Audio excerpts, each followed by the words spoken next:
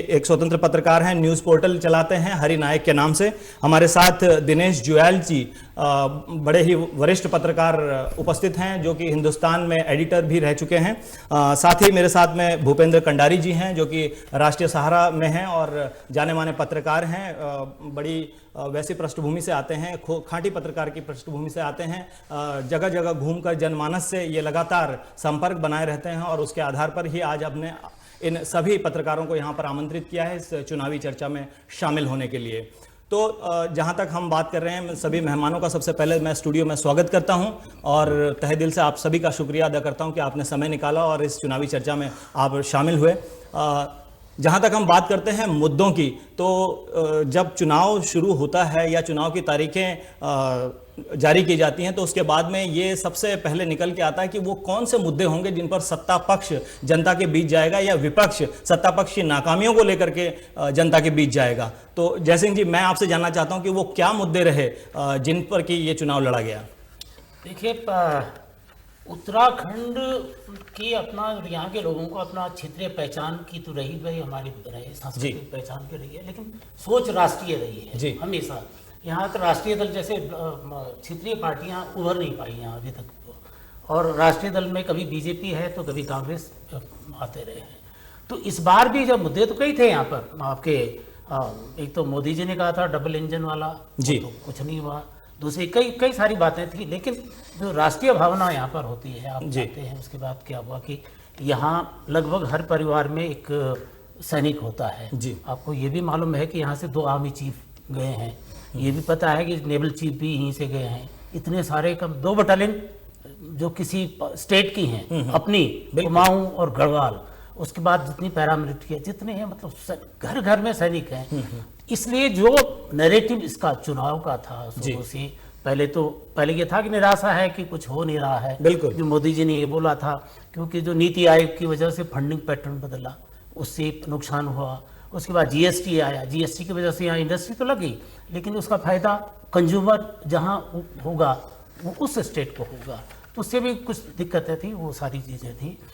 और जो पलायन का जो असली मुद्दा यहाँ पर है, आप जानते पलायन हो रहा है। पलायन क्यों होता है? पहाड़ों में आजीविका के साधन नहीं है, इसका मतलब वहाँ समझ सकते हैं शिक्षा के लिए हुआ, चिकित्सा के लिए हुआ, ये मुद्दे थे कि इस वजह से पलायन हुआ। बिल्कुल। और वो अगर ये सारी चीज़ें वहाँ होती, इसका मतलब इक्वलिटी नहीं थी। हम कहते हैं कि साहब यहाँ हमारी लगभग 1,77,000 पर कैपिटा इनकम बढ़ गई है, लेकिन कहाँ बढ़ी है? हरिद्वार में बढ़ी, देहरादून में बढ़ी, आपके उधम सिंह नगर में बढ़ी। आपका रुद्रप्रयाग का क्या है? 80-85 लाख हजार पर कैपिटा इनकम। आपका पहाड़ में वही है, मतलब 1 लाख से नीचे है, 90,000 से नीचे सारे पहाड़ी इलाकों में पर कैपिटा इनकम है। वही जो उसका जीडीपी होता है पहाड़ी जिलों में उतना कम है। इसका मतलब समावेशी विकास नहीं हुआ, इसका मतलब पहाड़ का होना। ये उम्मीद हमें थी कि इस बार हो गया, लेकिन मैंने जो पहले कहा कि बाकी सोच जो कहा था अलग से होना था, वो नहीं हुआ, लेकिन बाकी चीज़ें हुई। आप उज्ज्वला योजना में लोगों को फायदा हुआ, सौभाग्य योजना में लोगों को फायदा हुआ, और खासकर मैंने देखा ये जो सफाई स्वच्छता अभियान में गांव-गांव में पहाड़ों में टॉयलेट बन गए, घर घर में टॉयलेट जो बनने लगे। पहले क्या होता, मैन एनिमल कॉन्फ्लिक्ट होता था पहाड़ों में। क्या होता था, महिलाएं रात का इंतजार करती थी कहीं बाहर जाना हो, शौच जाना, या मॉर्निंग में सुबह अंधेरे में होता था। उसकी वजह से क्या होता है, बाघ आसपास होते पकड़ के खा जाते थे। अब वो घटना नहीं, क्योंकि लोगों के घरों में वो आ गए। तो कई काम हुए, वो वाली बात तो ठीक है, प्लस हुआ माइनस हुआ सब चलता रहता। लेकिन जो असली जो सैन्य बाहुल्य इलाका है यहाँ पर, जो असली जो मोदी लहर है, पहली बात तो ये है कि खुशी की बात है, देश को नई सरकार मिल रही है, नई सरकार वही रिपीट हो रही है। कहने का मतलब यहाँ पर यह है कि एक नैरेटिव सेट करने की बजाय लोगों ने जो है विकास को प्राथमिकता दी है, नहीं, और लोग बाहर निकले हैं। नहीं, नैरेटिव वो नहीं है, नैरेटिव तो वो सेट हुआ, बालाकोट हुआ, जुयाल जी से मैं लेना चाहता हूं, राष्ट्रवाद हुआ, राष्ट्रीय सुरक्षा हुआ है जी, वो उसको लोगों ने महत्व दिया। जुयाल साहब, देखिए, ऐसा है कि मुद्दे तो तमाम राजनीतिक दलों ने अपने अपने उठाए जी। बेरोजगारी मुद्दा था, नौकरियां नहीं मिल रही है, महंगाई मुद्दा था, किसान मुद्दा था, सारे मुद्दे थे। जो जितने भी देश भर के मुद्दे यहाँ भी थे। बिल्कुल। यहाँ कुछ और मुद्दे, एक्स्ट्रा मुद्दे थे, जैसे राव जी ने जिक्र किया, यहाँ पर जमीन संबंधी जो कानून संशोधित हुआ, एक रीजनल फैक्टर बनता था कि जो चुनाव को प्रभावित करता कि साहब अब कोई भी इंडस्ट्रियलिस्ट जो है यहाँ उद्योग के नाम पर, पर्यटन उद्योग के नाम पर जमीन खरीद सकता है बड़े पैमाने पर। बिल्कुल। यहाँ पर एक प्राधिकरण बना जिसका विरोध हुआ बागेश्वर में, उसके हमने लोगों ने पुतले भी जलाए जी। लोकल इश्यूज भी थे, त्रिवेंद्र सिंह सरकार कैसा काम करे वो भी एक मुद्दा था। बहुत सारे चीज घटनाक्रम पिछले साल में ऐसा रहा जो भाजपा सरकार के नेगेटिव जा सकता था। लेकिन अब सबसे बड़ा मुद्दा तो जो कांग्रेस का राफेल मुद्दा था, भ्रष्टाचार। लेकिन इनमें से एक भी मुद्दा इस चुनाव में कहीं चला ही नहीं जी। इस चुनाव में एक मुद्दा था, वो था देश, राष्ट्र। वो मोदी जी के पास था। हम ये जो गरीब आदमी है पहाड़ का, जैसे रावत जी ने बताया कि यहाँ का जो औसत आदमी है वो बहुत मजबूत नहीं है। दूसरा, उसकी पहचान फौजी परिवार की है जी। तो यहाँ जो देश के प्रति सेंटीमेंट है वो बड़ा स्ट्रांग सेंटीमेंट है। अगर कह दिया कि राष्ट्र, देश, तो देश का खातिर, हमारे लोकगीत भी यहीं से शुरू होते हैं। तो देश की जहां बात है, तो अगर देश, एक देश का फेस लोगों ने मोदी जी को बना दिया तो वो चल गया। भाजपा ने चाहे ईमानदारी से, चाहे साम दाम दंड भेद से, जिस भी तरह से भी किया, उन्होंने मोदी जी को देश का फेस बना दिया। और बालाकोट की घटना हुई, वो घटना, वो पुलवामा कितना होना चाहिए था, क्यों हुआ, किसकी लापरवाही थी, ये इशू पीछे रह गया। लेकिन बालाकोट में सर्जिकल स्ट्राइक की और मोदी जी ने की, मोदी जी ने करवाई, ये आ गया। देश की खातिर ने पाकिस्तान से को जवाब दे दिया, घर में उसके जवाब दे दिया, ये मुद्दा बन गया। दूसरी बात जो राष्ट्र से ही जुड़ी हुई है, वो मुद्दा ये था कि भाई इतने सालों से जो अपीजमेंट हुआ है मुस्लिम का, तुष्टिकरण कि मुस्लिम गलत करा तो छोड़ो, या तो मुस्लिम है वो अल्पसंख्यक है, तो इसको लेकर के एक बड़ा रिजेंटमेंट था जी।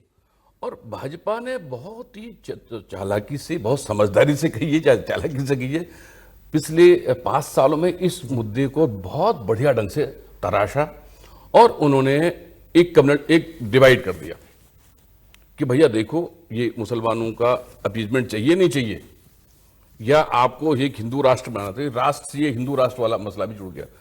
उत्तराखंड तो खैर हम लोग तो खैर हमेशा से देशवासी राष्ट्र, देश प्रेमी राष्ट्र नहीं है, इसका जो इम्पैक्ट बंगाल में दिखाई दे रही है। जी जी। बंगाल का नतीजा चौंकाने वाला है। वहां पर जो कम्युनल डिवाइड हुआ है, वो आगे के 2 साल वहां क्या होने वाले हैं, हमें तो डर भी लग रहा कहीं ऐसा ना कोई भयानक चीजें होने लगे, क्योंकि वहां पॉपुलेशन रेशियो बहुत ही मार्जिन कम है। वहां पर 47-53 का मामला है वहां पर। और इस समय जो सीट बता रहे हैं वो भी बता रहे हैं कि हिंदू वहां पोलराइज हुआ है जी। तो ये पोलराइजेशन के लिए जो राष्ट्र का जो मुद्दा या नारा जो भी कहें, या जो भाजपा, तो ये मुद्दा चला, तो बाकी सारे मुद्दे गौण हो गए। बैंक कंगाल हो गए, भारत सरकार की तमाम संस्थाएं कंगाल हो गई, पैसा विदेश चला गया, लोग भाग गए। इतने सारे मुद्दे शायद ही किसी चुनाव में विपक्ष को मिलेंगे। मतलब राष्ट्रवाद कहीं ना कहीं और राष्ट्रीय सुरक्षा का मुद्दा जो है वो हावी रहा यहाँ पर, और उसकी वजह से ही अभी मेरे पास जो लेटेस्ट ट्रेंड्स आए हैं हमारे उत्तराखंड से, 5 की 5 सीटों पर जो है Bharatiya Janata party clean sweep की स्थिति में यहाँ पर दिखाई दे रही है। मैं अपने दर्शकों को बताना चाहूंगा कि अल्मोड़ा से भारतीय जनता पार्टी के अजय टमटा 1,67,457 मतों से आगे चल रहे हैं। इसके साथ ही गढ़वाल सीट पर तीरथ सिंह रावत जो कि भारतीय जनता पार्टी के ही हैं 2,18,004 वोटों से आगे चल रहे हैं। और ताज़ा आंकड़ों के मुताबिक हरिद्वार सीट पर भी रमेश पोखरियाल निशंक जो भारतीय जनता पार्टी के हैं 1,19,624 मतों से आगे चल रहे हैं। और नैनीताल उधम सिंह नगर सीट की अगर हम बात करें तो अजय भट्ट जो कि प्रदेश प्रभारी भी हैं भारतीय जनता पार्टी के, वो 2,21,511 मतों से आगे चल रहे हैं। बड़ी गर्म बनी हुई थी ये सीट और पहले तक अनुमान लगाना बड़ा मुश्किल था। इसी तरह से टिहरी गढ़वाल की जो सीट है उस पर माला राज्य लक्ष्मी शाह जो भारतीय जनता पार्टी की हैं 1,92,987 वोटों से आगे चल रही हैं, मतों से आगे चल रही हैं। ले देकर क्लीन स्वीप यहाँ पर देखने को मिल रहा है। ये जो रुझान हमें जो दिखाई दे रहे हैं, ये रुझानों के अनुसार एक तरह से क्लीन स्वीप उत्तराखंड में अगर हम अपने राज्य की बात करते हैं तो बीजेपी को मिलता हुआ दिखाई दे रहा है। और एक बार फिर से जो यहाँ की मौजूदा सरकार है, जैसा कि कहा गया था कि डबल इंजन की सरकार के साथ में ये सरकार और सरपट दौड़ेगी, तो कहीं ना कहीं ये विश्वास लोगों के बीच में गया है और जो भी मुद्दे रहे हों, जो भी नैरेटिव सेट किए गए हों, उसके अनुकूल ये नतीजे जो हैं वो भारतीय जनता पार्टी के पक्ष में इस समय नजर आ रहे हैं। भूपेंद्र जी, आपसे मैं जानना चाहता हूं, आप ग्राउंड रिपोर्टिंग करते हैं और लोगों से जाकर मिलते हैं, जनमानस के साथ में जो है आपका जुड़ाव है। भूपेंद्र कंडारी जी इस समय हमारे साथ में हैं, आपको बताएंगे जी। ऐसा है गौरव जी, अभी जब ये चुनाव से पहले ये चुनाव की अधिसूचना जारी हुई थी जी, तो अधिसूचना के बाद जैसे घोषित हुई तो हम चले गए अपना गढ़वाल की तरफ निकले, आप यहाँ से निकले और जो है पौड़ी से होते उधर करण प्रयाग से फिर चमोली बागेश्वर से घर आ गए। एक चीज सबसे बड़ी जो देखने को मिली इस टाइम जी, पिछले चुनाव में लहर थी और इस चुनाव में करंट था। करंट कितना था, ये हर बात ये कह रहे थे कि करंट कितना, अंडर करंट कितना है। मैंने आकर के ये बता दिया था कि पांचों की पांचों सीटें जा रही हैं। जा कैसे रही हैं? जब आपने पहले तो पौड़ी पे कोई चेहरा नहीं दिया, सीधी सी बात है, मतलब यहाँ पे मेरे ख्याल से तीरथ सिंह रावत जी ये कह रहे थे शुरू से, कह रही है हालांकि गणना थी कौन होगा। तीरथ सिंह रावत जी ये कह रहे थे कि मैं प्रत्याशी हूं। उन्होंने 2-3 महीने पहले से प्रचार प्रसार अपना शुरू कर भी दिया था। उन्होंने सभाएं कर, उन्होंने ये कहा था कि भाई अगर मैंने जब वो सीट छोड़ी है तो उसके बिहाफ पे उन्होंने मेरे से ये कमिटमेंट था कि आपको हम आगे देखेंगे, ठीक है। तो तीरथ सिंह रावत, अब उसमें क्या हुआ कि तीरथ सिंह रावत के अगेंस्ट कांग्रेस चेहरा नहीं दे पाई।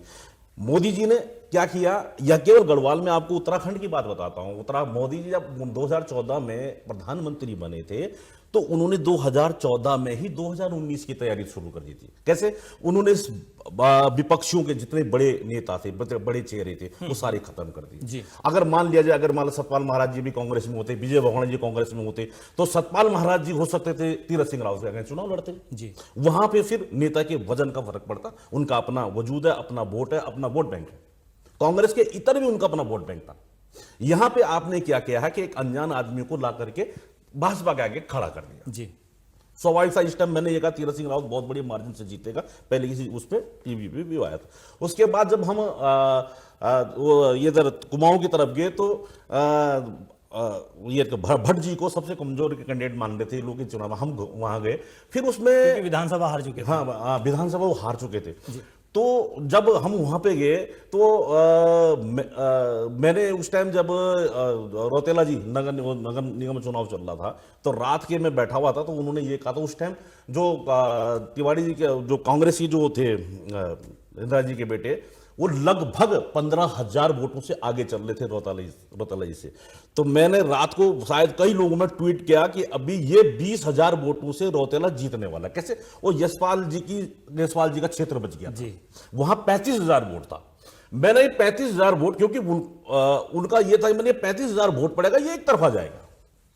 उसमें हो क्या गया, रौतेला 20,000 वोटों से जीत गया। अभी भी मैंने ये कहा, अभी जब हरीश रावत जी को ये वहां पे ले गए तो हरीश रावत जी की 2-3 सीटें जब हम देखा कि तो ये यहाँ पे थोड़ा यहाँ ये अप हैं, उसके बाद आपने ये कैसे छोड़ गए, यशपाल आर्य हो गए, वहां पे ये जो तुम्हारे ये पांडे जी हो गए, वहां से तुम्हारे जितनी भाजपा, ये तो इन्होंने को तो एक अवसर मिला ना, एक कांग्रेस के उस चेहरे को नीचा दिखाने का, जिन्होंने मतलब जो पिछले पूरी राजनीति में उनके पीछे बढ़ा रहा, इन सबको अवसर मिला। यहां तक कि मुझे लगा था अंदरूनी भी हुआ, भी अच्छी पकड़ वहां। हाँ, तो मुझे तब वहां लगा कि यार दूसरे नंबर पे ये बोलते रहे भट्ट जी को कमजोर है, लेकिन भट्ट जी कमजोर नहीं कांग्रेस में।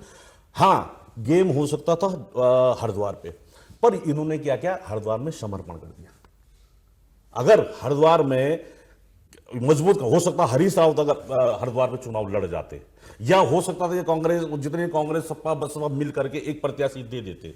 लेकिन कहीं ना कहीं हरीश रावत जी की ही ये पहल थी कि वो नैनीताल से ही उन्होंने चुनाव लड़ने का। अब आते हैं जैसे एक तो चेहरे का चुनाव हुआ। हम लोग पहाड़ के लोग हैं, सीधे सरल लोग हैं हम लोगों ने देखते हुए हमने हमारे लिए क्या किया, किसी ने, आपने देखा होगा कि ये 70 सालों में चुनाव तो सड़क, बिजली, पानी और स्कूल और शिक्षा, इन मुद्दों पे होता ही रहता है। पहली बार था चुनाव जो मुद्दा विहीन था। लेकिन हमने जितना आदमी ऋषिकेश से बद्रीनाथ तक गया, उसके मन में ये लगा, अभी आप चले जाए उधर, अबे यार कहाँ, एक साल में ऑल वेदर रोड की स्थिति देख लीजिए आप, मतलब आप ऐतिहासिक काम में, मतलब ऐतिहासिक कार्य है, 1 साल में आपने ये काम पूरा खींच लिया। जी, एक इतिहास, मतलब ऐसा सक्षम नहीं। अभी जैसे मैंने अभी कुछ दिन में रेलवे की व्हाट्सएप पे एक सुरंग ट्वीट करी थी, बिल्कुल। ना मैंने सबने देखा, तो मैं जाता हूं तो ट्वीट कर देता हूं। तो सुरंगें बनने शुरू हो गई ऋषिकेश में, आप इतना बड़ा railway platform, all weather road का ऑल वेदर रोड, मतलब अभी आप देखोगे, मैं आप यकीन नहीं करोगे, परसों जब हम नीचे आ रहे थे, जिस दिन इनकी तीरथ सिंह रावत जी की वो फाइनल होकर के हम वहाँ नीचे आ रहे थे, श्रीनगर में हमको 6 बज गए थे। जाना है कि नहीं जाना है, कैसे जाना है, थैला जो लगा रखा था, तो हमने कैसे जाना है यार, तब तक ये गाड़ी आई ऊपर से कि कोई उन्होंने कहा भाई साहब देहरादून जाना मुझे, लेकिन 1-2 आदमी और इंतजार करते हैं। 6:30-7 बजे के वो चलना शुरू किया, आप यकीन नहीं करोगे 10:30 बजे उसने मुझे मियाँ वाले में छोड़ दिया। वहां पे उस स्थिति में जहां पे वो गाड़ी, मतलब पहाड़ पे तो नीचे जाने का ज्यादा, अब इतनी चौड़ी आपने सड़क बना दी, 80 पे 90 पे 100 पे गाड़ी चल रही है। जी, ये काम हुआ। आप पलायन की बात कर रहे हैं, मैंने शुरू से कह रहा हूं, आप रिवर्स पलायन देखिए, आप कितनी तेजी से, मतलब लोग संपन्न हो गए ना जी, तो मैं संपन्न हो गया, मेरे पास, मैंने देहरादून में घर बना दिया, घर बनाने के बाद मेरे भी यहाँ पे बच्चे पड़ गए हैं। अब मैं क्या करूं यार, मेरे घर में, मेरा गांव में एक मकान है, तो मेरे पे 2-4 लाख रुपए हैं, तो मैं उस मकान को मेंटेन कर रहा हूं। मैंने कहा था अब रिवर्स पलायन होगा रिवर्स पलायन। लोग आने लग गए, आप घरों में जाओगे बिल्कुल सीमेंट के मकान बने, लाल पीले, इतने अच्छे लग रहे हैं वो लोग, मतलब लोगों ने आना शुरू कर। अब एक दूसरी बात, गांव तक सड़कें लगभग कच्ची पक्की पहुंच गई हैं। शहरों की स्थिति आने वाले समय में देहरादून से खुद आदमी अब धीरे धीरे निकलेंगे। जो हमारे गांव में श्रीनगर में जैसे हॉस्पिटल होता है शुरुआत में कि 20 हॉस्पिटल आपने दे दिया, वहां मेडिकल कॉलेज दे दिया, श्रीनगर में मेडिकल कॉलेज दे दिया, आपने जो है NIT का भी मुद्दा श्रीनगर में चलो, हालांकि कल परसों अगर वो आ जाए, आगे भविष्य में आ जाए, ITI रूड़ी, तो पर एक हब बन जाएगा, जैसे देहरादून एजुकेशन। बहरहाल विकास की आप बात कर रहे हैं कि विकास एक ऐसा मुद्दा रहा तमाम गढ़वाल में कि गढ़वाल कुमाऊं जो हमारा क्षेत्र है उत्तराखंड का, उसमें विकास ही प्राथमिक मुद्दा रहा लोगों के लिए, और कहीं ना कहीं मोदी के लिए जो प्रेम लोगों का रहा कि उनको विकास पुरुष के रूप में लोगों ने देखा और एक्सेप्ट भी किया, उसी का नतीजा है। और ये बम्पर मत आगे बढ़ रहे हैं। मैं एक बार पुनः अपने दर्शकों के लिए ये जानकारी दे दूं कि अल्मोड़ा से अजय टमटा इस वक्त 1,74,689 मतों से आगे चल रहे हैं। इसके साथ ही गढ़वाल सीट पर तीरथ सिंह रावत भारतीय जनता पार्टी के 2,26,000, ये आंकड़ा बढ़ गया है, 2,26,214 मतों से आगे चल रहे हैं। हरिद्वार की सीट पर भी आंकड़ा लगातार बढ़ता जा रहा है। रमेश पोखरियाल निशंक 1,27,738 मतों से आगे चल रहे हैं। नैनीताल उधम सिंह नगर से अजय भट्ट भारतीय जनता पार्टी के 2,23,531, बहुत बड़ा मार्जिन यहां पर दिखाई दे रहा है। इसके साथ ही टिहरी गढ़वाल में भी 2,06,329 मतों से आगे चल रहे हैं। कोई मुद्दा नहीं, आप कह रहे हैं जिस तरह से मुद्दा विहीन ये चुनाव नजर आया, लेकिन फिर भी हमने देखा कि गढ़वाल और कुमाऊं की मिलाकर के जो 5 सीटें बनती हैं, उनमें कई सीटों पर पेंच फंसा हुआ था। अगर हम बात करें महारानी माला राज्य लक्ष्मी जी की, तो टिहरी सीट पर भी प्रीतम सिंह थोड़ा सा कद्दावर नेता कांग्रेस के माने जाते हैं और उनका दबदबा दिखाई दे रहा था। इसके साथ ही अजय भट्ट को लोग थोड़ा सा हल्के में ले रहे थे कि नैनीताल सीट से उनका जीतना मुश्किल है, और साथ ही हरिद्वार की जो सीट है वो जब तक हरीश रावत ने नहीं छोड़ी थी तब तक उस पर भी संशय बरकरार था लोगों के मन में। लेकिन इसके विपरीत जो परिणाम नजर आ रहे हैं, कौशिक जी काफी देर से जो हैं चुप बैठे हुए हैं, मैं उनसे जानना चाहता हूं कि कौशिक जी आप बताएं कि किस तरह से ये चेंजेस नजर आ रहे हैं। सबसे महत्वपूर्ण बात यह है कि इस समय कांग्रेस जो है वो अपनी पिछली जो मार्जिन था उसे घटा पा रही है थोड़ा बहुत जी, इसे आप उसकी सफलता मान सकते हैं जी। पिछले चुनाव हमने देखा कि 2 सीटों पे करीब 3 लाख रुपए 3 लाख वोटों का मार्जिन था जी, नैनीताल और पौड़ी। बाकी सीटों पे तकरीबन 2-2 लाख का मार्जिन था जी। अब कांग्रेस उस मार्जिन को कम कर पा रही है, इतना ही उसे संतोष हो सकता है। दूसरे एक विचार बीच में आया था कि अब तक राज्य बनने के बाद से अब तक जितने भी लोकसभा चुनाव हुए उसमें जनरल ट्रेंड ये रहा है कि जो पार्टी प्रदेश में सत्ता में होती है जी, वो 5 सीटें गंवा देती है। जी, तो इस ट्रेंड को भाजपा ने इस बार रोक लिया। जी, तो उसके पीछे जो राष्ट्रवाद का मुद्दा बना, यहाँ की विशेष नागरिकों की राष्ट्रवादी भावनाएं हैं जी। पृष्ठभूमि में, वो तो है ही है। सबसे निर्णायक बात मुझे जो लगती है वो संगठन का फर्क है। कांग्रेस में हर गांव में आपको नेता मिल जाएगा, लेकिन कार्यकर्ता आपको कांग्रेस भवन में भी नहीं मिलेगा। जी। भाजपा ने संगठन को एक तरह से विज्ञान और कला के स्तर पर पहुंचा दिया। यहाँ पे सबसे मजबूत, जो सबसे महत्वपूर्ण माना जाता है, पन्ना प्रमुख। भाजपा ने हर पोलिंग बूथ पे अपने एक कार्यकर्ता को एक वोटर लिस्ट का एक पन्ना पकड़ा दिया कि आपको जो है वो डेली उनसे जाके कांटेक्ट करना है कि आपको वोट डालना है और हमारे पक्ष में वोट डालना है, उसकी शिकायत सुननी है, उसकी समस्या का समाधान करना है। तो आज की तारीख में चुनाव वो हो गया है कि वोट उसे पड़ेगा जो घर से वोटर को पकड़ के बूथ तक ले जाएगा। जी। अब यहाँ स्थिति ये थी कि कांग्रेस अपनी जनरल अपील पे डिपेंड कर रही थी, अपनी पुरानी प्रतिष्ठा पे डिपेंड कर रही थी कि भाई हमने देश आज़ाद कराया है, इतने साल से हमारा शासन रहा है, हमने इतने बड़े बड़े काम किए हैं, उपलब्धियाँ हैं। और चुनाव के समय जो है वो कांग्रेस के पहलवान निकलते हैं जी।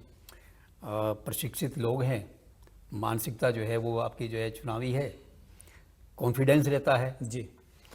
और नया नेतृत्व था, राहुल गांधी का आपके ताजगी थी, उन पे भरोसा था कि भाई उन्होंने मुद्दे खड़े किए हैं और एकदम फ्रंट पे आकर के आप मोदी का मुकाबला किया है। जी। गलती वहाँ हो गई कि कांग्रेस धीरे धीरे जो है भाजपा की पिच पे जाकर बल्लेबाजी करने लगी। जी। भाजपा चाहती थी कि मोदी वर्सेस राहुल हो जाए, वही हुआ। भाजपा चाहती थी कि बेरोजगारी को और महंगाई को छोड़ करके और राष्ट्रवाद पे मुकाबला हो जाए। जी। पुलवामा और बालाकोट ने वही कर दिया। तो वो जो आप शुरू में मुद्दे लेके चले थे, नोटबंदी का, जीएसटी, पीएसटी, वो आखिरी 2 चुनाव के दौर हैं, उसमें तो उसका नामो निशान नहीं दिखा आपको। जी। थोड़ा मोदी विचलित दिखे, इन्होंने चौकीदार चोर है का नारा लगा दिया, उन्होंने कह दिया कि भाई आपका जो है प्रधानमंत्री बेईमान नंबर 1 फलां थे। तो वो थोड़ा लगा कि जैसे वो डिसबैलेंस हो रहे हैं, लेकिन तब तक तो आप चुनाव आपका निपट भी चुका था। तो कुल मिलाकर के व्यक्तिगत रूप से देखें तो टिहरी भाजपा का सबसे कमज़ोर सीट मानी जा रही थी। वहाँ प्रत्याशी ने खुद ही कहना शुरू कर दिया कि भाई मैं चुनाव नहीं लड़ रही हूँ, मोदी चुनाव लड़ रहा है, जी। वोट उसी को दीजिए। जी। दूसरा आपकी अजय टमटा, प्रदीप टमटा, अजय टमटा सीधे आदमी हैं। पौड़ी के बारे में बड़ी दिलचस्प बात कही और सुनी जा रही थी कि पहाड़ में तेज तर्रार नेता नहीं चलता, पहाड़ में सीधा साधा आदमी तर जाता है। बड़े बड़े दिग्गज, निशंक जी, बड़े बड़े दिग्गज जो है वो पहाड़ छोड़ करके इन्हीं कारणों से नीचे आ गए। और तीरथ सिंह रावत ग्रास रूट का वर्कर है जी। कोई चमत्कारी व्यक्तित्व तो नहीं है, कोई बहुत प्रखर वक्ता नहीं है, संगठन का आदमी है। जैसे कभी हरीश रावत जी का मुकाबला होता था बच्ची सिंह रावत जी के साथ, हरीश रावत जी के सामने बच्ची सिंह रावत को मायने रखता था। जी। उनसे एक पूछते थे कि भाई आपकी क्या चुनावी तैयारी है, वो जवाब दिया करते थे कि मैंने पत्रक घर घर पहुंचा दिया है, मतलब पंफलेट घर घर पहुंचा दिया, मैं चुनाव जीत जाऊंगा। जी। तो रणनीतिक जो है वो समीकरण बनते हैं, मुद्दे बनते हैं। अजय भट्ट जी के बारे में कहा जा रहा था कि अगर कोई सीट यहाँ पे भाजपा हारेगी जी। तो वो अब नैनीताल सीट हारेगी। जी बिल्कुल, हम उत्तराखंड के परिप्रेक्ष्य में इस समय बात कर रहे हैं, तो ये जान लेना बहुत ज़रूरी है कि पिछले चुनाव के मुकाबले 2014 में जो चुनाव हुए थे उसके मुकाबले इस वक्त मार्जिन जो है वो कांग्रेस का लगातार बढ़ रहा है, लेकिन प्रत्याशी जो हैं वो बीजेपी के ही लीड कर रहे हैं। यहाँ पर जो अभी ताज़ा आंकड़े मेरे पास में आए हैं उसके अनुसार मैं देख रहा हूँ कि जो भारतीय राष्ट्रीय कांग्रेस है उसका जो मार्जिन है, वोट का जो मार्जिन है वो लगातार बढ़ रहा है, लेकिन प्रत्याशी जो है वो भारतीय जनता पार्टी का ही आगे बढ़त बनाए हुए है। सभी उत्तराखंड की 5 सीटों पर अल्मोड़ा, गढ़वाल, हरिद्वार, नैनीताल, उधम सिंह नगर हो या टिहरी गढ़वाल हो, सभी पर अभी हम देख रहे हैं कि लगातार मार्जिन जो है ऊपर ही बढ़ता जा रहा है। उत्तराखंड के ही परिप्रेक्ष्य में अगर हम बात कर रहे हैं और चुनावी मुद्दों की बात कर रहे हैं, यहाँ पर भी हमें कुछ खास नज़र नहीं आया। जयसिंह जी, आप लोगों के बीच जाते हैं और आपने पार्टियों के साथ भी काम किया है, चुनावी हर हलचल पर आपकी गहरी नज़र होती है, तो आप हमें बताइए कि क्या चुनावी जो रणनीति बनाई गई उसमें मुद्दे पीछे छूट गए? हाँ, निश्चित रूप से खासकर उत्तराखंड के मुद्दे तो सभी लोग बता रहे हैं क्या क्या मुद्दे थे, लेकिन वो गौण हो गए। वो गौण हो गए, कुछ मतलब ही नहीं है, याद बेरोजगारी, भ्रष्टाचार, राफेल, खासकर पलायन का मुद्दा है, बेरोजगारी है, चिकित्सा है। पलायन तो लगभग उठा ही नहीं। पहाड़ों में मास्टर नहीं है, डॉक्टर नहीं है, 10 चीजें, वो सारी चीजें। गैरसैंण का मुद्दा चला गया है। ये अभी दिनेश जी ने बताया, जमीनों का मुद्दा है, बहुत गंभीर मुद्दा है। आपने क्या कहते हैं यहाँ पर वो क्या इन्वेस्टर्स मीट किया, 1.25 लाख आने वाला है, ₹1.25 का भी इन्वेस्टमेंट नहीं है, ये सारी चीजें थी। लेकिन यहाँ मैंने कहा कि उत्तराखंड के लोग राष्ट्रीय सोच है ना, तो खासकर राष्ट्रीय सुरक्षा के मामले में बहुत संवेदनशील और होना भी चाहिए, क्योंकि ये बॉर्डर आपका स्टेट है, सामरिक महत्व का भी आप जानते हैं। यहाँ का बाड़ा होती से कई बार इंकर्शन हो जाता है, बिल्कुल, अक्सर हर साल चीनी सेना अंदर आ जाती है, तो यहाँ राष्ट्रवाद हो तो अच्छी बात है। जो दूसरी बात ये थी कि कौशिक जी ने भी कहा कि यहाँ उनकी जो बीजेपी की जो रणनीति थी बहुत ही साइंटिफिक थी, एकदम मतलब जहाँ पन्ना लेवल तक ना, पन्ना मतलब बूथ पर भी पन्ना वहाँ तक बनाया गया, जबकि कांग्रेसी अपना तय ही नहीं था कि भाई कौन चुनाव लड़ने के लिए तैयार नहीं थे। कभी हरी सावत जी आप हरिद्वार से लड़ेंगे या आप वहाँ से लड़ेंगे, इस तरह से दाएं बाएं बात हो रही थी, तो वो चुनावी तैयारी नहीं थी, वो बिल्कुल हवा में थे। एक और थी उनके साधनों की कमी। आप जानते हैं बीजेपी रिचेस्ट पार्टी है इस समय देश की, सबसे बड़ी पार्टी होने के साथ ही रिचेस्ट पार्टी भी है, उनके पास संसाधनों की कमी नहीं है, ये कंगाल है। क्योंकि आजकल चुनाव पर तो करोड़ों रुपए खर्च होते हैं, वो कहाँ से होता आएगा। तो कैंडिडेट अक्सर डर रहे थे, जो दमदार थे वो उठे नहीं है। जैसे पिछली बार मेयर के चुनाव में हुआ, सब डर गए, कांग्रेसी भागे कि कौन लड़ेगा, कौन पैसा खर्च करेगा। बिल्कुल, तो वो स्थितियां थी। लेकिन इसके बावजूद जो असली जो फाइटर जो मोदी जी के अंदर जो है, आप ये समझिए कि ये मध्य प्रदेश चुनाव हार, वही जो राष्ट्रीय मुद्दे वही उत्तराखंड में हुआ।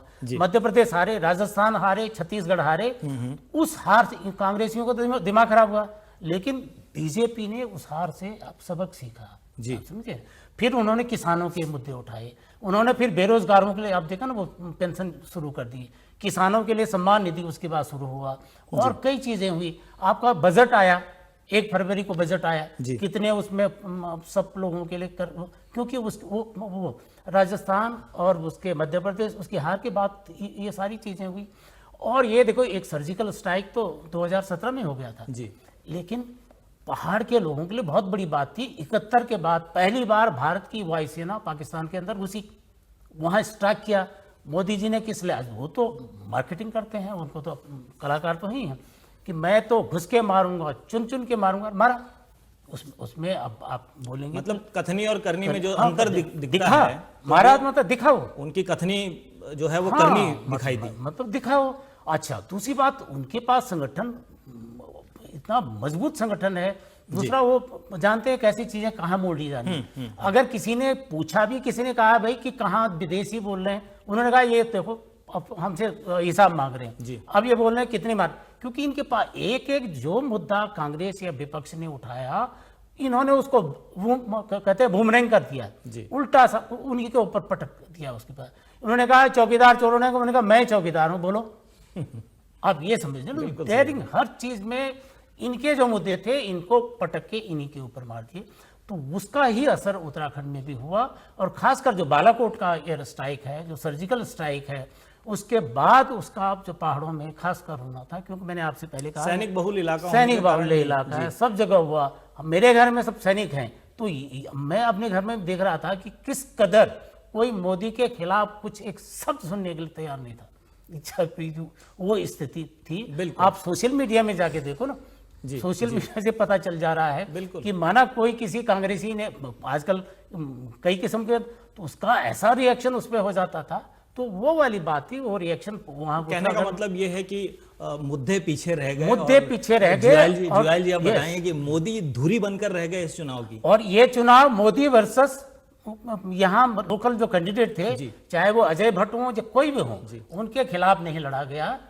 केवल मोदी के खिलाफ एक कैंडिडेट ने, कांग्रेस के कैंडिडेट ने लड़ा और उन्होंने हारना स्वाभाविक था। और बड़ा से बड़ा कैंडिडेट भी समय आ जाता, चाहे सतपाल महाराज आते, कोई भी आते, सबका हारना निश्चित था। इस तरह से अंडर करंट इसमें मोदी का था। मोदी कहने का मतलब ये था कि कोई भी इस समय खड़ा होता बीजेपी की ओर से तो मोदी के नाम पर उसे वोट मिलता। बिल्कुल वही हुआ। देखिए, चाहे वो मैंने इस उत्तराखंड में जनवरी से लेकर अप्रैल तक 4 राउंड तो मैंने कुमाऊं के दौरे किए जी, थोड़ा सा गढ़वाल भी गया। उसके अलावा मैंने पूरा यूपी देखा, यहाँ से लेके सहारनपुर से लेके गोरखपुर तक मैं गया, थोड़ा बंगाल भी गया इस चुनाव के दौरान। तो हर जगह एक ही बात थी कि साहब मोदी। मैं गोरखनाथ पीठ में गया तो वहाँ गुजरात की महिलाएं बैठी हुई थी, तो उनसे मैंने पूछा क्या, उन्होंने कहा और है भी कौन फिर मोदी के अलावा। तो एक सारा कुछ मोदी की, जो ये सबसे बड़ा फैक्टर मोदी का एक फेस था। एक्चुअली देखिए, हम जब सारे पत्रकार, कई पत्रकार गलत साबित हो गए। मैं व्यक्तिगत रूप से जब मेरा जो आकलन था जी, शुरुआती दौर में जब मैंने उत्तराखंड का दौरा किया तो मुझे नहीं लग रहा था कि इतना बड़ा मार्जिन होगा। आप देखिए, अभी आप लेटेस्ट आंकड़े आप आ गए हैं और ये लीड जो है पिछले साल से, पिछले 14 से ऊपर जा रही है। हर मतलब ये मेरे लिए अनएक्सपेक्टेड है, क्योंकि ग्राउंड पे जब मैंने देखा, जैसे मैं अल्मोड़े में गया, अल्मोड़े मैंने देखा कि सोमेश्वर के विधायक ठंडी है, नाराज थी, खुद दावेदार थी, बगद्दा नाराज हैं, और इधर जो है अजय भट्ट को लेकर के बहुत पॉजिटिव कमेंट्स भी नहीं है। तो मुझे लगता मामला इतना तो नहीं है, अगर होगा तो बहुत ही टफ फाइट होने जा रही है। बिल्कुल बिल्कुल। मैं नैनीताल में आया, नैनीताल के खासकर तराई वाले इलाके में जब मैंने देखा तो वहां जो सरदार किसान है, वो जो पहले पक्के कांग्रेसी थे वो भाजपाई थे, वो कांग्रेस की तरफ मुझे पक्ष में बात करते मिले, थोड़े मुस्लिम पॉपुलेशन में थी। भगतदा का जिस तरह से मोर्चे पर थे, वहाँ अजीब क्या है वो भीगता घुघुतू और एकला वानर टाइप के उन पे जो बिल्कुल मतलब की बातों से लड़ाई हो रही थी। मैंने ये मामला यहाँ पर भी हल्का ही है, तो हमें लगा ये तो यहाँ भी बड़ी अच्छी फाइट हो रही है। मुझे कहीं ना कहीं लगता है कि वो जो वाक युद्ध हरीश रावत और कोश्यारी जी के बीच में हुआ, उसने भी काफी बड़ी भूमिका निभाई। देखिए, वो तो कुछ था ही नहीं, वो तो टाइम पास करने, दोनों आदमियों ने टाइम पास करा था। जैसे ऐसे टिहरी सीट में इतना ज्यादा रानी का विरोध, यहाँ पर लाइव डिबेट्स हुई, देहरादून में भी हुई, उसमें भी हम पार्टिसिपेट कर रहे थे। उसके अलावा जैसे मसूरी आसपास के इलाकों में जा रहे थे तो रानी से लोगों को बहुत नाराजगी। अब इसके बाद जो आदमी ग्राउंड स्टडी कर रहा है वो तो यही सोचेगा ना कि भाई ये तो मामला कांटे कर टक्कर चल रहा है। जो प्रेडिक्शंस हुए उनमें भी उत्तराखंड में टक्कर दिखाई गई, और जो लेटेस्ट प्रेडिक्शन था उसमें भी ये था कि भाई जो 365 तक दे रहा है एनडीए को, वो भी कह रहा है कि उत्तराखंड में एक सीट कांग्रेस को जा रही है। यानी कि जो पहला फील था, जो ग्राउंड का फील था, वो बहुत डिफरेंट था, और अब जो हुआ है, जो रिजल्ट सामने है, वो थोड़ा डिफरेंट है। बिल्कुल, थोड़ा एक्सपेक्टेशन से बहुत ज्यादा है, यानी कुछ ना कुछ तो हुआ है। बिल्कुल। ये कैसे हुआ है, तो उसका हम यही निष्कर्ष निकालते हैं कि ये राष्ट्र और मोदी का फेस है, जिसकी वजह से और क्या कह सकते हैं। इसी प्रश्न पर मैं कंडारी जी पे लौटूंगा, उससे पहले मैं आप सभी को बता दूं कि जो मार्जिन इस समय दिखाई दे रहे हैं, अल्मोड़ा में अजय टमटा 1,82,200 क्षमा कीजिए 1,82,695 के मार्जिन से चल रहे हैं। गढ़वाल सीट से तीरथ सिंह रावत जो हैं वो 2,34,940 से के मार्जिन से आगे चल रहे हैं। हरिद्वार से रमेश पोखरियाल निशंक 1,39,061 वोटों से आगे चल रहे हैं। नैनीताल उधम सिंह नगर से अजय भट्ट भारतीय जनता पार्टी के 2,31,198 के मार्जिन से चल रहे हैं, और टेहरी गढ़वाल सीट से महारानी माला राज्य लक्ष्मी शाह जो हैं वो 2,16,643 के मार्जिन से आगे चल रहे हैं। हालांकि ये अभी जो ट्रेंड हम दिखा रहे हैं, इसमें जीत अभी किसी की भी डिक्लेयर नहीं की है। जीत विधिवत जो है चुनाव आयोग के द्वारा सर्टिफिकेट दिया जाता है, उसके बाद ही डिक्लेयर की जाती है। लेकिन ये रुझान जो है ये क्लीन स्वीप की तरफ हमें ले जा रहे हैं। कंडारी जी, मैं बोल रहा था कि चुनाव जो है एक ही धुरी पर, मोदी की धुरी पर लड़ा गया। कहीं ना कहीं समूचे देश में, हमारे उत्तराखंड के साथ ये देखा गया कि चुनाव जब लड़ा जाता है, और विशेष तौर पर लोकसभा का चुनाव जब लड़ा जाता है, तो वो प्रधानमंत्री को चुनने के लिए होता है कि एक प्रधानमंत्री को हम चुनेंगे। लेकिन विपक्ष ने उसे कहीं ऐसा बना दिया कि हम प्रधानमंत्री को चुनेंगे नहीं, प्रधानमंत्री को हटाएंगे। इस तरह का चुनाव दिखाई दिया, तो इसकी क्या वजह रही? एक सीधी सी बात है कि विपक्ष को भी पता था कि मोदी जो 2014 से जी कर रहे हैं उनके अगेंस्ट लड़ना 2019 में बहुत टफ हो जाएगा। जहां पे देखिए एक बात होती है कि देश प्रेम वाली जब बात होती है ना, तो देश प्रेम में सारे मुद्दे गौण हो जाते हैं, आप ये मान के चलिए। जी जैसे रावत जी ने कहा कि हमारे हर तीसरे घर में फौजी है।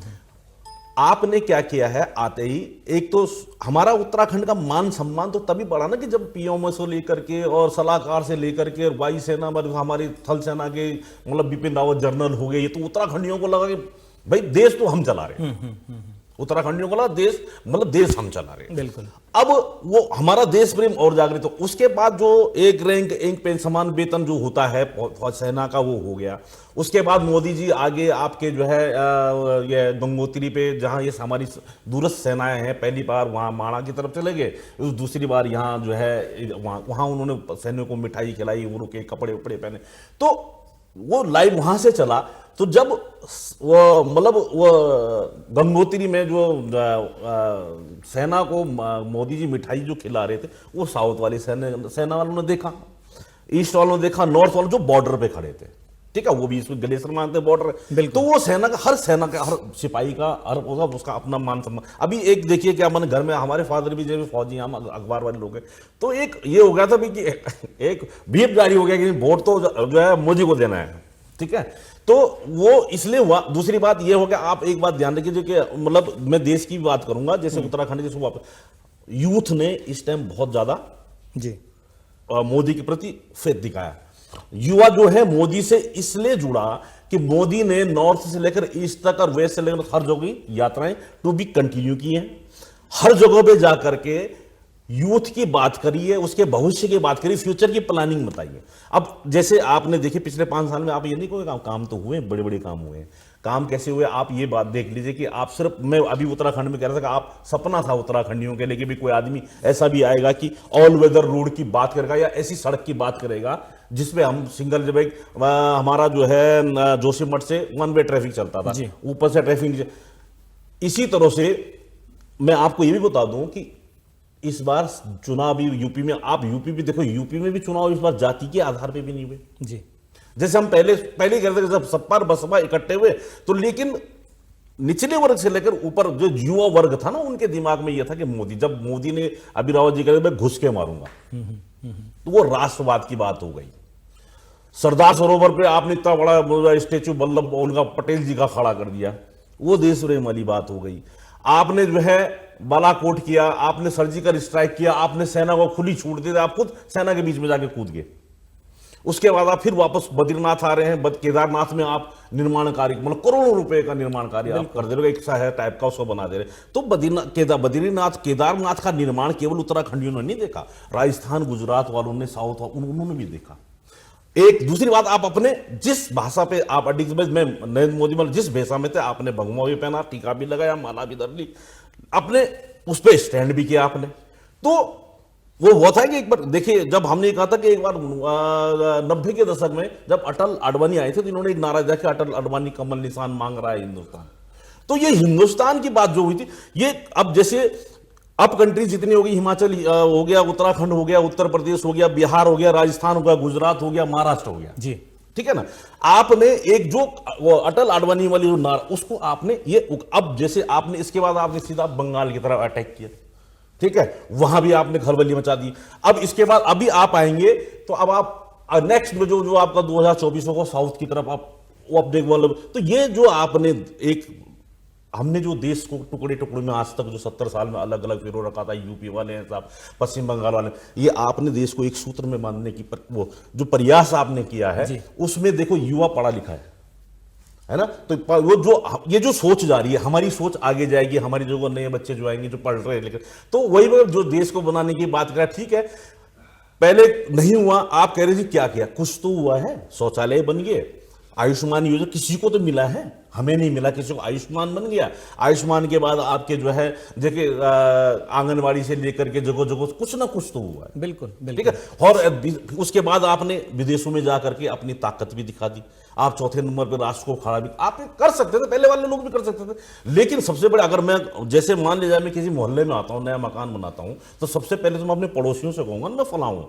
अब मैं फलां हूं का मतलब ये होगा, अगर मुझे अपना वर्चस्व स्थापित करना है तो मैं वैसे काम भी करूंगा। तो वो काम मोदी ने किया। आते ही उसने पहले अगल बगल के जो देश कंट्री में जाके, और आप देखिए आपके नेशनल इंटरनेशनल लेवल पे अपना आप मोदी, मतलब अमेरिका भी कहते हैं मोदी कहता है, मतलब ये हम ये नहीं कि मोदी, लेकिन आपने एक सोच लेके आया, आपने उस पर काम किया और धरातल पे उतारने का जी एक प्रयास भी परसेप्शन देश के सामने रखा। और मुझे हरिओम पंवार जी की वो पंक्तियां याद आ रही हैं जिसमें उन्होंने कहा था, वो लगभग चरितार्थ की मोदी जी ने, कि पाकिस्तान से युद्ध करो या कश्मीर का दान करो।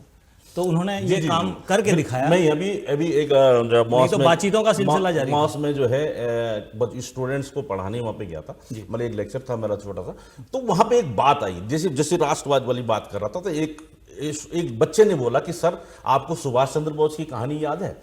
तो सुभाष चंद्र बोस की कहानी, मैंने कहा कैसे? बोला तो मतलब वो लव थीम पे ले गया कि सुभाष चंद्र बोस जी किसी लड़की से प्रेम करते थे, साउथ में, वह विदेश में रहते थे, ये था वो था। लेकिन वो जब अपने उसको छोड़ गया तो उन्होंने कहा कि मेरे देश को मेरी जरूरत है, मैं तुम्हें छोड़ के जा रहा हूं। तो मतलब एक हंसी मजाक के टाइप का लाइव उसने मोदी से भी जोड़ दिया कि मोदी ने शादी कर ली, शादी हो बीवी को, उनका मुझे देश की जरूरत है, मैं देश के लिए जा रहा हूँ जी। तो आप मतलब आप देखिए जोड़ने वाला आपको कैसी एक भावना लोगों के अंदर जागृत हुई है किसी ना किसी तरह से। और वही भावना जो है, जैसा आप कह रहे हैं कि साउथ से नॉर्थ तक और ईस्ट से वेस्ट तक पूरे देश को एक जोड़ने का काम अब लगभग करती हुई दिखाई दे रही है। यहाँ पर एक सवाल और उठता है आजकल, जो आम तौर से लोग बता रहे हैं, और इससे पहले कि हम इस चर्चा को आगे बढ़ाएं, मैं आपको एक बार आंकड़े फिर बता दूं। जो लेटेस्ट अपडेट मेरे पास आई है, 1:25 पर ये अपडेट आई है, और इसमें भी हम वही देख रहे हैं कि अल्मोड़ा में अजय टम्टा जो हैं 1,88,099 मतों के मार्जिन से आगे हैं। गढ़वाल सीट से तीरथ सिंह रावत जो हैं भारतीय जनता पार्टी के, वो 2,36,200 मतों से आगे चल रहे हैं। हरिद्वार सीट पर रमेश पोखरियाल निशंक भारतीय जनता पार्टी के 1,41,000, लगातार ये आंकड़े बढ़ते जा रहे हैं। नैनीताल उधम सिंह नगर सीट पर अजय भट्ट भारतीय जनता पार्टी के 2,38,563 सीटों पर आगे चल रहे हैं। और टेहरी गढ़वाल में थोड़ी सी गिरावट आई है, इस समय 2,21,066 वोट हुए हैं, जो कि पहले 2 लाख कुछ ज़्यादा थे, और उसमें थोड़ी सी गिरावट आई है। बहरहाल ये केवल ट्रेंड हैं जिन्हें हम देख रहे हैं, रुझान हैं जिन्हें हम देख रहे हैं। अच्छा, एक चीज़ जो मैं आपसे कह रहा था, और मैं आप सभी से छोटे छोटे उत्तर उसका जानना चाहूँगा, कि कहीं ना कहीं जनता के बीच भी ये चीज़ गई है, और हम देख रहे हैं कि मीडिया लगातार दागदार होता जा रहा है। एक परसेप्शन लोगों के दिमाग में आया कि आप फलां चैनल को देखेंगे तो वो बीजेपी की बड़ाई करेगा, आप फलां चैनल को देखेंगे तो वो जो है विपक्ष की बड़ाई करेगा, आप फलां न्यूज़पेपर को उठा लीजिए तो उसमें केवल मोदी का महिमा मंडन मिलेगा, और आप फलां न्यूज़पेपर को उठा लीजिए तो उसमें कांग्रेस या उसके सहयोगियों का महिमा मंडन मिलेगा। तो वजह चाहे जो भी हो, मजबूरियां चाहे जो भी हों, लेकिन लगातार ये देखने को मिल रहा है कि मीडिया दागदार हो रहा है। इस पर आप लोग क्या कहना चाहेंगे? देखिए, आज मीडिया पहले क्या था, आज है बहुत सा जमीन आसमान का फर्क हो गया। मतलब अब ये तो उसमें दूसरी चर्चा का विषय है। आज मीडिया का इतना एक्सपेंसिव हो गया है, जैसे आप इलेक्ट्रॉनिक मीडिया आ गया है जी, उसका इतना स्टाफ आ गया, इतनी टेक्नोलॉजी, इतना ताम झाम की जरूरत है, बहुत ही ज़्यादा एक्सपेंसिव है। जितना एक्सपेंसिव है उसका खर्चे कैसे मीट आउट होंगे? तो वो तो अपना एफिलिएशन या तो सरकार से करेंगे या बड़े औद्योगिक घराने से करेंगे। जो प्रोफेशनल जर्नलिस्ट होगा वो तो अखबार या कोई मीडिया कोई चैनल चला भी नहीं सकता। कैसे चलाएंगे? ऐसे छोटे मोटे पोर्टल चलाएंगे जैसे हमारे मित्र लोग चला रहे हैं। अपना काम, बड़ा काम नहीं कर सकते, जबकि सारा काम कौन करते हैं? हम लोग करते हैं जी, मीडिया में सब करते हैं, लेकिन हम नहीं चला सकते। कोई बिजनेस वाला ही चलाएगा, बिजनेस वाले के अपने इंटरेस्ट होते हैं, वो किसी न किसी पार्टी के साथ या कहीं उद्योगपति के साथ जुड़ा रहता है। दूसरा ऐसा ट्रेंड भी आजकल आ गया है जी, कि आप जितने मस्का लगाओ सरकार का, जिनका लगाओ, वो लोग तरक्की कर रहे हैं। हम देख रहे थे पिछली सरकार, उसमें जो लोग कांग्रेस के साथ थे, बहुत करते थे, तलुए चाटते थे, वो अभी सरकार में भी हैं जी। ये सरकार के होते हैं वो, क्योंकि ऐसे लोगों को तरक्की कौन देखता है? हमको कौन देखता है? सड़क छाप लोग हैं, इनका मोटरसाइकिल पर पेट्रोल के पैसे नहीं है, लोग तो कार वालों को देखते हैं ना आजकल जी। तो वो सारी चीज़ें उसलिए भी ह्रास हुआ है, लेकिन समय की मांग है कि भैया इतना कहाँ से आएगा, वो खर्चे भी कैसे मीट आउट होंगे, इसका कारण ये। लेकिन एक चीज़ और है जी, देखिए मैं लगभग 78 से जी। चुनाव कवर कर रहा हूँ। 77 में तो हम पढ़ रहे थे, 78 में जब ये हुआ था 8 राज्य सरकारें भंग कर दी थी जी। जनता पार्टी जी। ने, तब से हम कर रहे हैं। तब क्या होता था, अखबार आते थे बड़ी, दूसरे दिन कुछ अखबार तो दूसरे दिन पहुंचते थे कई जगहों, जैसे दूर दूर के इलाकों में। उसके बाद स्थिति ये होती थी कई दिन जो बरसात में दूसरे तीसरे दिन अखबार पहुंचते थे। ये होता था, केवल अखबारी अखबार होते थे। बड़ी मुश्किल से हमने कभी दूरदर्शन टेलीविजन देखा घंटाघर पर, वो होते होते तो फिर दूरदर्शन का एक ही चैनल होता था, वो किसी वक्त चलता था कभी, फिर आकाशवाणी के हर घंटे बाद न्यूज़ बुलेटिन आने लगे। अब इतने 400-500 चैनल तो न्यूज़ चैनल ही हैं आपके, बिल्कुल। उनके 700-800 होने वाले हैं, वो राउंड द क्लॉक चल रहे हैं, 24/7 सब चल रहा है। जी। तो वो चल रहा। अब होता क्या है कि पहले गाँव में पता नहीं चलता था। आज जो डिबेट हम ये कर रहे हैं वो बिल्कुल दूर दराज के गांवों तक, मतलब आपको मुनस्यारी भी आप लोग देख रहे होंगे, आपके इधर गंगी की तरफ भी देख रहे होंगे, सारी जगह देख रहे होंगे। तो वो क्या हुआ, आपको मतदाता जागरूक हो गया है। जी। उस मीडिया की वजह से जागरूक भी हुआ है। जो हम डिस्कशन करें वो पॉलिटिकली इतना अवेयर हो गया है कि राष्ट्रीय मुद्दों, आप हम कह रहे हैं राष्ट्रीय मुद्दों पर क्यों प्रभावित हो रहा जी। है, इसलिए हुआ। वो देख रहा है, वो यही नहीं कर रहा, वो ट्रम्प के मामले में देख रहा है कि ये उसमें नॉर्थ कोरिया के बारे में क्या कर रहा, वो ईरान इराक के बारे में देख रहा है कि ईरान के बारे में अमेरिका क्या करने जा रहा है। जो हम सोच रहे हैं वही गांव का आदमी भी आज सोच रहा है। कंपटीशन बढ़ गया है बिकॉज ऑफ मीडिया। और इसके ऊपर एक और चला गया जो जी। सोशल मीडिया जो आ गया। जी। आज क्या है, जर्नलिस्ट क्या कहते हैं, सिटीजन जर्नलिस्ट हो गया। हर आदमी जेब में एक मोबाइल है, सारी दुनिया उसकी जेब में आ गई है, कहीं की भी खबर आप चाहे मोबाइल पे आ गई है। तो वो वाला जो आजकल ये जो ट्रेंड हो गया, मोदी मोदी हो गया, जो पहले हम देखते थे पहाड़ों में कुछ और ट्रेंड होता था, मैदान में कुछ और ट्रेंड होता था। आज वही जो दिल्ली में है, जो वहां पर है, वही आपको बराबर समान रूप से इंफॉर्मेशन लोगों तक जा रही है। जी जुयाल जी, आप कुछ कहना चाह रहे हैं? देखिए ऐसा है, रावत जी ने एक बात मीडिया के अर्थशास्त्र की कही।